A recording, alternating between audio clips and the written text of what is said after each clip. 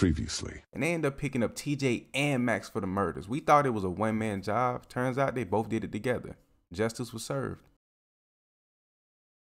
It's been about a year since my foster brother Marquise was let out of prison for being falsely accused for the murder of our two foster parents. And if I'm being honest, that was the roughest time of my life, and I've been through so much between my parents leaving me when I was young, being in foster care, being teased, bro, chasing NIL deal money at a small school like this to prove that your brother's innocent and that he didn't commit two murders? Crazy. I think it's safe to say my life has been somewhat of a horror movie, going through everything I've been through and just staying consistent, grinding, keeping faith in God, just working hard, trying to get through it all with so much on my mind, so much responsibility. It ain't easy. And now that Marquise is home from prison after being in there for 6 years for something he didn't do, missing out on that much time with his daughter that he really didn't know about until he came home, I feel somewhat responsible. And when I say responsible, I mean just in terms of support, just being here for him, help him get back on his feet. He missed out on 6 years of the real world, and a lot has changed. And I know it sounds crazy that I feel responsible for another man who has a child in this world, but at the same time, you have to think about it like this. He spent night after night, day in and day out behind the wall for something he didn't do. Can you imagine what that'll do to you mentally? So yeah, this past year, I've been grinding. NIL deals have been somewhat scarce, but I've been making do with what I can, making sure he has a place to stay, making sure he always has money in his pocket. But eventually, he gonna have to stand on his own too. And I don't know how I'm gonna break that to him when the time comes. But you know how it is though. When guys get to the league, when they get into a great position, they want to take care of their family, be there for their loved ones. But sometimes you gotta know when to cut it short. And right now, I don't really know where that point is. But it ain't like I'm in the league making millions. Now, if that was the case, I wouldn't have no problem. I could set so many things up, put him in position, make sure he's good. He can make sure himself is good. But I'm here in college at Kent State of all places. And before I say this, just know I'm very grateful to be here at Kent State. I'm very proud to be a Golden Flash. But if I was at like Alabama, Tennessee, Oregon, anywhere like that, a big time Division I school, the NIL deals would be insane compared to what I'm getting here. I kind of like to compare my situation to like markets in the NBA. You look at a team like the Portland Trailblazers, then you look at a team like the New York Knicks. You're going to get a lot more media coverage, discoverability, like just overall, you're going to get way more opportunity being on the Knicks than over in Portland. Into college football terms, think about it like this. Kent State is my Portland, but the Auburns, the Alabamas, the Clemsons, the South Carolinas, those are like the New York Knicks of the world or of this world.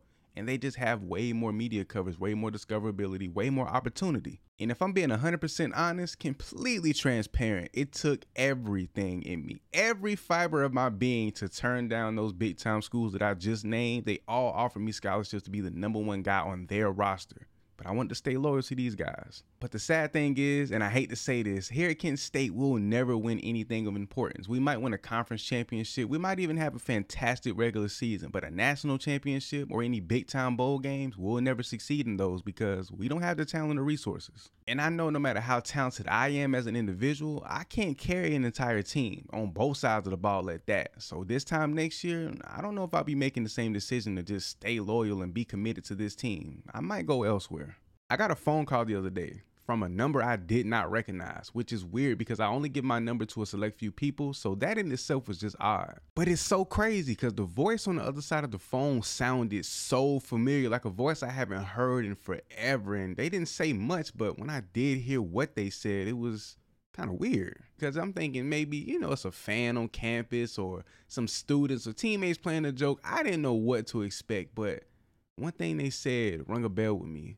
A bell that hasn't been rung in a very long time, since my childhood as a matter of fact. A few more days had passed, and I received another phone call from that exact number, and I answered. And we sat there in complete silence for about 10 seconds.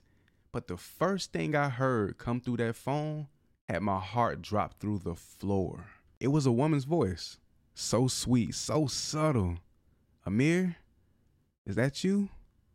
My son, my baby? I bawled into tears immediately. I ain't cried like that in years. As a matter of fact, I ain't cried like that since the day I found out they officially left me and I had to go into CPS custody. And I remember that day vividly. It's like I was reliving it all right there on the spot.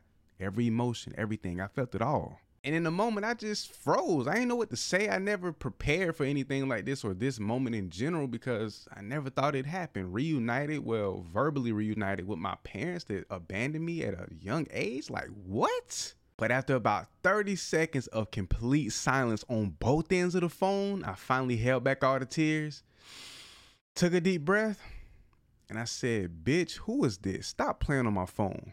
And at this point, she is spazzing, losing it, calling me everything that you could imagine under the sun. And then I heard another voice that sounded very familiar to my childhood.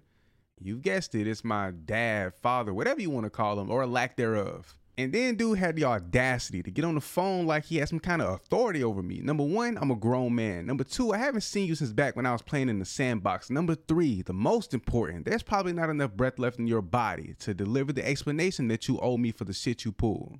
Oh, but trust, once I said that, he piped down immediately. And then for a minute, he actually tried to have a civil conversation. But that's all I was going to give him was a minute, because they weren't worth my precious time. Because obviously, when it mattered, I wasn't worth theirs. And as much as I've tried to move past this and ignore it and act like it's not affecting me or bothering me in any way, these last 3 to 4 days, I've been in such a mental fog, like I skipped practice. And that's why I'm playing so trash today. We're losing to Bowling Green. And imagine that, the number one player on this team, one of the top, if not the best defensive player in the country, skipping practice, playing terrible against a lesser team. It's like, dog, I just can't catch a break. And as much as I've been trying to mask the fact that I'm not locked in, it's extremely noticeable. I'm usually very vocal, a leader of this team, a captain on this defense, and that's nowhere to be found when we need it the most. So between the weird situation I'm in with the NIL deals and XYZ, the team being in the funk, my parents coming in making the weirdest, just most strange and abrupt appearance in my life ever, and recently me and Keith's been bumping heads, but I'm gonna get into that in a minute. What is it about my life that everything just continues to go wrong? And do I have bad luck? Am I cursed? Is there some kind of voodoo on me? Every time I get to a certain level of peace, my boat gets rocked for no reason, just unprovoked, and I don't understand it whatsoever. Some people like to tell me I'm just destined for greatness or that I'm chosen. And even I believe that God gives his greatest battles to his toughest soldiers. But with everything that's going on, I don't even think I'm built for this. I got love for Marquise. Always looked at him like a brother since the first day I met him, but lately he's been getting beside himself, and I feel like everything I've been doing for him, he really hasn't been appreciating it. Like when I'm sending him money, now of course I expect you to enjoy yourself, but I want you to go get yourself together, get your mind right, spend time with your daughter, but he spend more time partying, hanging out and doing him more than he's spending time with his baby girl, and I don't like that at all. Like recently, I sent him a couple bands cause school is about to start, and ain't no niece of mine finna be going to school looking raggedy, so I made sure she good. Well, at least that was the plan. I told Keith, send me some first day pictures. All parents take them. It's just a thing nowadays, especially with social media. Everybody shares just about everything. So I wanted to see hers. But of course, with Keith, he ain't respond, probably stayed out late, got drunk the night before, whatever. So I hit up his daughter's mom and I texted her, and then she immediately called me for some odd reason. And as soon as I answer, she going off saying how Keith hasn't done anything. She hasn't heard from him. He hasn't been around to see her in months, really since he first came home. And that's been a while. So I'm like, just completely thrown off. So basically this man has been playing the deadbeat game, not doing for his daughter. I'm sending him bread consistently to make sure he and his daughter is straight. Whole time he's completely abandoned fatherhood. So as soon as I got some free time, I immediately hopped on the flight, flew back home. I ain't text, I ain't call, I ain't let him know nothing. I just wanted to pop up just to see how he would react to me just being there. And of course, with me owning and paying for the place that he lives in, I got a key. In the second that I walked through that door, what I saw made me sick to my stomach. Let me paint this picture for you. There's a couch. There's a couch in the living room. There's a couch in the living room that Marquise is sitting on. There's a couch in the living room that Marquise is sitting on with two dudes under a blanket with no clothes on. What Keith is doing and who he does it with, it doesn't concern me. It doesn't bother me at all. I'm happy that he's happy no matter who or what he's doing, how he's getting it. I don't care.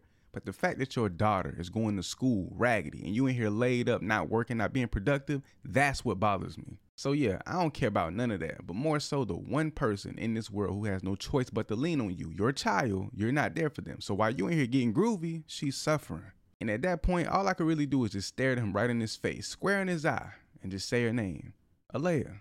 And I walked out the front door and got back in the car. He stormed after me, but at that point, I'm already on my way to the airport. I'm getting back to Kent State. And since then, he'll call me just about every single day trying to get in contact with me. But my schedule's so busy, I don't really have the time. So every so often, I might pick up the phone. But when we do try to have a conversation brother to brother, it gets heated every single time. And yeah, that money that was getting wired into his account every single month has been completely cut off. Instead, that goes directly to Alea's mother to make sure they good. Because even though me and Keith ain't seeing eye to eye, I'm not finna just abandon my niece. It seems that everything in my life is just starting to fall apart. But then I think again, like, maybe everything is just starting to come together the right way for the better. I mean, when you put it in perspective and you look at it like this, for one, my parents just popped back up into my life. Haven't heard from them since I was 10 years old when they decided to abandon me, and all of a sudden they want to build a relationship and be in my life and just here, like, what? And then when it comes to school, I'm kind of stressing myself out, overthinking things. I know I can be the guy here like I've been the past year, and I can do that for the next 2 to 3 years and go to the league maybe and just get the opportunities that are handed to me. Or I can go to a bigger school, get more opportunities, and go crazy. And then when it comes to Marquise, I can't even put into words how frustrating that situation is. Going out my way, putting it all on the line every single day. My health, everything, just going hard on this field to make sure he's good. And he's done nothing but disrespect those blessings. If I had to sum up my mindset, mentality, and just the way I feel into a percentage, 20% of me is all go get it. Let's go, let's grind. We're going to get through it. Just keep pushing. But the other 80% want to just give up, disappear, and just check out, man. But as easy as it would be to lean towards that 80%, that 20% is just who I am. I don't have it in me to give up. I've been through way too much to just give up and say, you know what, throw everything I've developed, throw everything I've grinded for away. I just can't. I don't have it in me. I can't. But all it is, I need to recenter my focus. Most importantly, as a team, we've been playing pretty well on both sides of the ball. But obviously, our defense hasn't been in our full potential because I haven't been the leader that I need to be for our team. But I look at us here at Kent State just like any other team in the country. We're like a machine, and all pieces have to click for everything to work. And I feel like I'm the engine, and without the engine, nothing works. So the faster I get my mindset back right, the better we'll be in the long run. And I guess the scariest thing about this whole season, we're not playing at our full potential. And over time, especially with it being early in the season, we could get better, but also we could get worse. And if I don't tighten up soon, that'll be the reality. But my question is, when you have a million things going on in life, your brain is racing at 1 billion miles per hour, you got so many things on your plate, how do you manage it all? How do you know where to insert your focus, your energy? Because I don't have enough in me to give to it all. And then I will sit there for hours and let my mind wander and think about all of my problems and kind of just wallow in self-pity. But in reality, I think it boils down to one simple concept, one simple thing. I have to just eliminate the things that don't deserve my time, focus, and energy. But that decision in itself is not even easy. What do I sacrifice? A potential relationship with my biological parents, a relationship with my brother and my niece, the whole reason behind, the whole foundation behind my motivation and my grind? Or is it just football in general? This isn't a decision that I can just make overnight, but over time, as things play out and just to see how things go, I'll have to make that decision down the line. But for now, I'm going to focus on the one thing that's been consistent and most important and just loving me the most out of anything in life, and that's the sport of football. And here in the third quarter against Penn State, we find ourselves down 3. I'm making a bunch of big plays, but trying to get the advantage over this team with their home crowd, man, it ain't easy at all. Without a doubt, offense showed up today. They did their thing, but defensively, man, Penn State's offense just has way too many weapons for us to handle, and we just can't keep up with these boys. And with all the pressure, everything going on, taking an L on the road in a game that we could have very much won against a very talented team is definitely going to hurt. But the number one thing we can do is readjust our focus and just lock in for our next week's matchup. Currently, I'm ranked number 1 in the country in tackles, top 10 in sacks. My picks are slacking a little bit, but I know once I get my mental right, I'll reestablish myself to be the number 1 defensive player in all of college football.